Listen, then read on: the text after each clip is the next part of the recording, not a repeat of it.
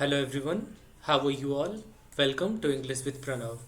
So many students were commenting and they were saying that I should upload the second video of the sermon at Benares. And dear students, I would request all of you to watch this video till the end, and this will help you in solving the important board examination questions. So if you are the students of class 10th, watch this video till the end. So, in the very first video, if I give the summary, I have said that Gautam Buddha never in his life saw the sufferings of the world. But after his marriage, when he went out for the hunting, he saw four sufferings of the world. So, there is a question for you all. Can you name the four sufferings of the world that Gautam Buddha saw? Number one, he saw an old man. Number two, he saw a sick man. Number three, he saw a funeral procession. Funeral procession, do you know, dear students? When a dead body is carried by so many people for the cremation, the last, rituals, that is called funeral procession. And the fourth that Gautam Buddha saw the sufferings was a monk or a saint, you can say, begging for some alms. Alms in Hindi it is bhik, everyone knows. So dear students, he learned the real concept of life when he saw the sufferings of the world. He at first became very shocked, and Gautam Buddha wandered for 7 years here and there in search of knowledge. And when he did not get any knowledge, after 7 years, he sat under a peepal tree for 7 days, and that is in Bodh Gaya, and proudly saying that I am from Bihar, the place where Gautam Buddha got the knowledge. So, dear students, once he got the knowledge, he started giving his sermon. Sermon means his a speech, you can say, a spiritual speech. And the first sermon that was given by Gautam Buddha was at Benares. And from here the story goes what he said. Try to remember this very story. This will be asked in your exam directly. Kisa Gautami had only one son, and he died. In her grief, she carried the dead child to all her neighbors, asking them for medicine, and the people said, "He has lost her senses, the boy is dead." Actually, the only problem with Kisa Gautami was what? That she was not ready to believe this fact that her only son has died. Dear students, Gautam Buddha, through this very speech, wanted to teach Kisa Gautami that for not only Kisa Gautami but also he wanted to teach all of us that if someone has been given the life by God, it is sure that he will also die. So life and death are the parts or the natural phenomena, and that we must accept it. Otherwise, we will be in full of pensive mood, sad mood, depression. Dear students, so many people were just thinking that Kisa Gautami has gone mad because she was not ready to believe the fact that her son died. And she was going towards every person, for asking for medicine. At last, Kisa Gautami met a man who replied to her request, "I cannot give you the medicine for your child, but I know a physician who can."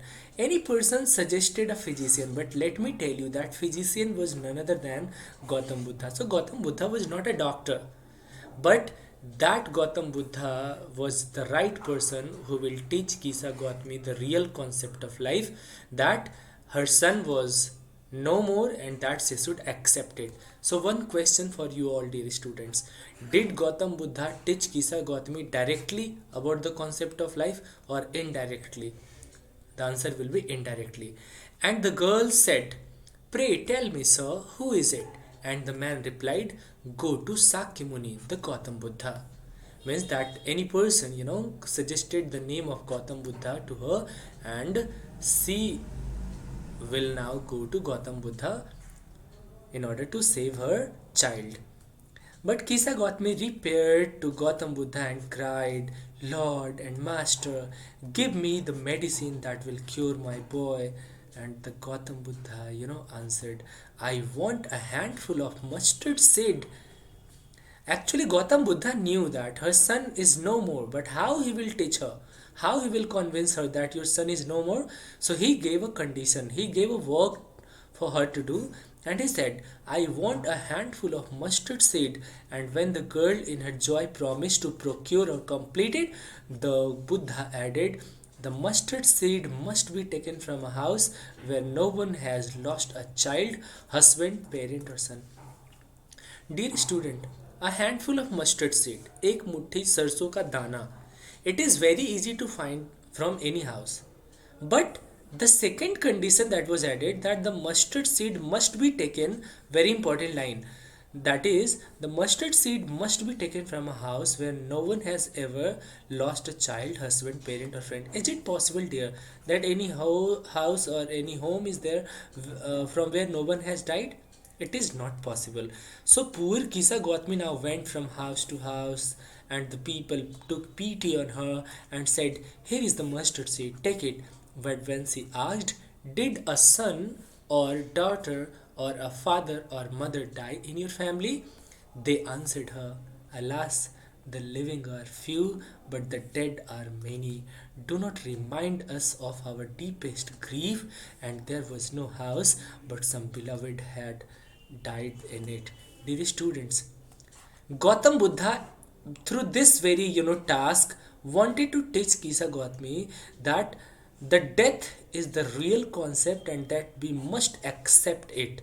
Otherwise, we will remain be in sorrow forever. So Kisa Gautami did not find a handful of mustard seed from that house where no one has ever died. So Kisa Gautami became very tired and hopeless and sat down at the wayside watching the lights of the city. Very important. Here she also understood the concept of life. As the lights of the city were flickering up and were extinguishing again, means the light was becoming on and off, on and off, on and off. At last the darkness, means the light became off, of the night reigned everywhere, and she considered the luck of men that lives also flicker up and are extinguished again. Means we will take birth and we will also die. Dear students, she thought to herself, very important if you can remember this line, how selfish I am in my grief. Death is common to all, very important line. Yet in the valley of desolation, means the area which is filled with deep sorrow, there is a path that leads him to immortality. Who has surrendered all selfishness, means if you really want to become immortal, you will have to surrender the selfishness. But if you don't think that death is common to all, you will suffer in your life often, most frequently. The Buddha said, you can remember this line, the life of mortals in the world is troubled and brief and combined with pain, for there is not any means by which those sorry those who have been born can avoid dying. Yes, dear students, someone who has taken the birth can never avoid dying. He or she will die for sure. After reaching old age, there is death. Means any old man can die, and for just such a nature are living beings. We have also taken birth, dear students, and we will also die. As ripe fruits are early in danger of falling, ripe fruits also fall, है ना? So mortals when born are always in danger of death. We all are mortals. Mortals means we all will die for sure. Okay, as all earthen vessels made by the potter end in being broken, we are also just like earthen vessels, the vessels made with earth, mitti, and that is also broken. We will also be broken, means we will also die. So is the life of mortals. Underline this line, remember this line. Both young and adult, both who are fools or wise, all will fall in the power of death.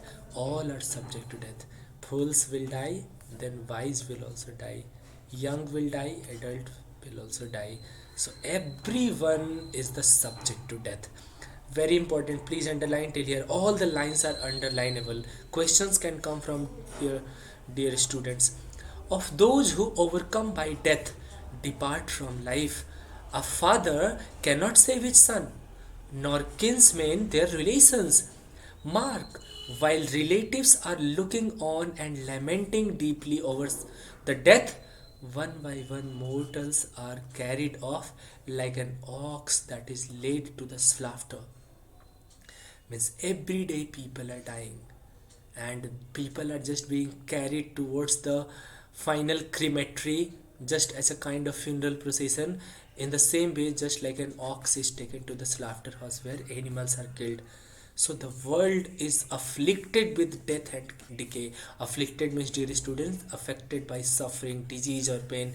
Means in this world there, you know, there is full of sorrow, decay, death.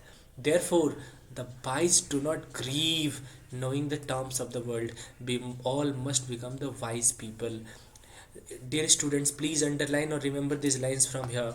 Not from weeping nor from grieving. Grieving means becoming sorrowful, sad all the time.